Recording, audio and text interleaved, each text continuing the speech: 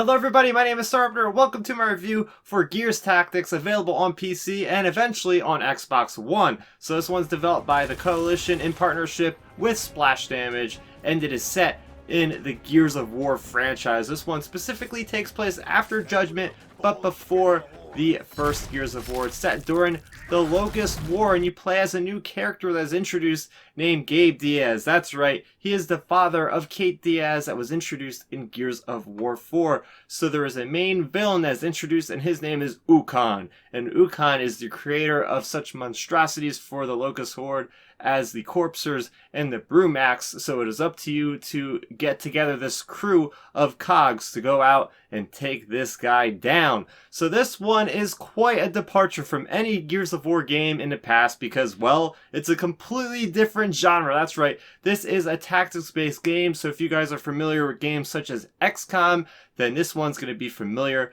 to you. So it's all based on turns and actions. So it's turn-based, so you have up to 4 people in your squad and you're in this environment and you're going against the Locust as the opposing opponents, and you know, everybody has 3 actions, and you can get characters that modify others' actions to maybe increase or decrease, and it's all about just going throughout cover, getting on flanking positions, getting guys out of cover, meleeing, different things to try to take out your opponents. And that's what's so cool about this game, is because it really sets a precedent for being able to go outside of the box with a known franchise that has its roots set in a certain genre, and going outside of that. The only other franchise and property that really does that quite as well to me is the Mario franchise, right? You have all the other games that spun out of the classic platforming, and it's great to see Xbox having a strong franchise like Gears of War and taking a risk with this game, because I think it pays off, just like it did with Halo Wars, you know, spinning out of a first-person shooter with an RTS. Here we have another Xbox game doing something very similar, and what makes it so good with Gears of War is because all those classic mechanics from the game actually are represented in some fashion in Gears Tactics, such as, you know, that crashing into your cover as you're getting just close enough, you bang into the cover, it gets that feeling. You have the chainsawing, and what's really cool is the executions take priority in everything with this game, and it really adds to that special flavor with Gears of Tactics, is because you can keep chaining your attacks. You get an additional action per every party member per execution, so you knock somebody down and it just goes into that grotesque kind of picturesque quality that we are known when we were playing Gears of War, right? You just see those executions. This is a very grisly game, you know, this is a mature game, so you're not going to be having, you know, your 4-year-olds playing this game. Most likely it's going to be something that's full of vulgar language and whatnot, and well, that's just Gears of War for you, and it just captures that essence so well, and it's a completely different genre, which is awesome. But it's not just the gameplay that makes me really hyped about this game, but it's everything else. Just like the graphics are top notch, right? This is an Unreal Engine 4 game, and now having seen what we can expect for Unreal Engine 5, this looks like they are pushing the Unreal Engine to the absolute brink with this game. We have this awesome customization in this game is beyond anything I really imagined going into it, such as the way you can make your characters all feel different. First off, there are 5 classes per the characters in this game. You have a heavy, you have support, you have scout, you have sniper, and you have vanguard. And each one of these character classes is broken up into a talent tree that can branch out into 4 subsections. So do the math. Yes, there's lots of ways you can go about playing this game to your own player preference. You have hero characters, and then you have your generic characters, which is really fun, because with the generic characters, you get them by doing missions, or they're just given to you. You can rename them whatever names you want. You can change their appearance, you know, everything about them, and it just makes it fun, because when they die, they're permanently dead.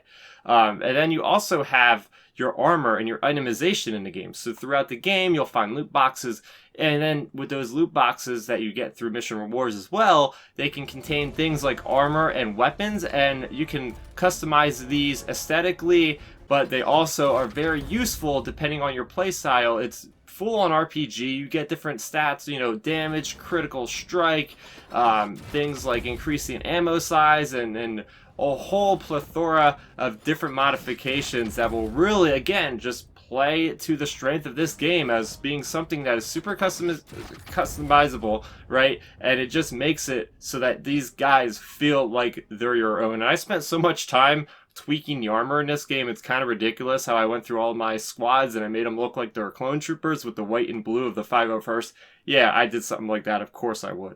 Moving into the negatives, I will say this game was really set up to be very, very great, but there's a lot of little nitpicks, a lot of little critiques I will have about the game. First off is the repetitive game loops. So with this game, there's only a handful of options for you, and that's the objectives per each mission. So they can range from just killing all the enemies to getting different loot crates to rescuing gears, and to holding territory for a certain amount of time.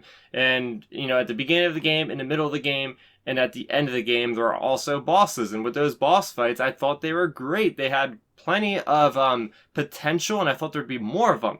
But that was it. There's just 3 boss battles in the game, and I feel like the boss battles, the difficulty was just tweaked out of control in my opinion, because I was on the second easiest difficulty. Mind you, I don't play tactics games really, except for real life when I play Star Wars Legion tabletop game.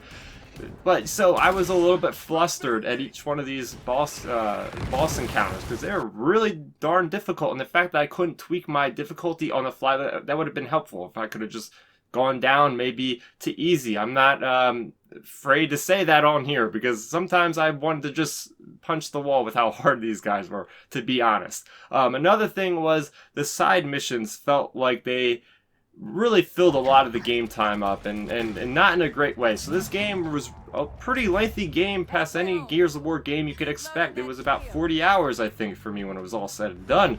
And the majority of that is just side missions that aren't skippable. You have to do them, and they don't add anything to the narrative. And I feel like that pads a lot of the whole game time up, so they don't have to spend as much time doing the great cutscenes that I really did enjoy. You know, getting into the characters of Gabe and of Sid and Michaela as well, like these brand new characters introduced, and we just don't see enough of them because we get all these side missions. So that's the major gripe I have with me. And of course, there's no multiplayer in this game, which is very strange for a Gears of War game. Mind you, this is a completely different genre, but I'm sure they could have made that work. With that being said, I will give Gears Tactics a score of an 8 out of 10. If you are a Gears of War fan, you're going to need to play this game because it's not going to just change the way you play Gears of War, but there's a lot of great story and lore for Gears of War fans out there. And they have a great framework for a game right here. This is a great game. And I feel like there's so much potential and for sequels, and hopefully it spins out into a franchise. I mean, you look at Halo Wars, they got a sequel to Halo Wars, so hopefully we will get a sequel to Gears Tactics. But I'm sure a lot of you are itching to play this game because most of you will play it probably on Xbox One, so please be patient. But I'm looking forward to hearing what you guys will have to say about Gears Tactics, or if you've played it, let's talk about it in the comment section down below. If you guys are new to the channel, welcome. I talk about video games every once in a while, but I also talk a lot about Star Wars and other things of pop culture. So if that sounds interesting to you, go ahead and support the channel simply by subscribing. That is going to do it for me, Starrapter. Thank you for watching, and bye-bye. Thanks for checking out the video. Please hit that thumbs up symbol. It helps me know that I'm making content that you guys enjoy. And if you enjoyed this video, I also include 2 videos down below you guys should check out. And please consider subscribing to this channel. It helps support me, and it notifies you guys of when I get new videos up on the channel. You can also contact me on Twitter, Facebook, and Instagram at Starrapter.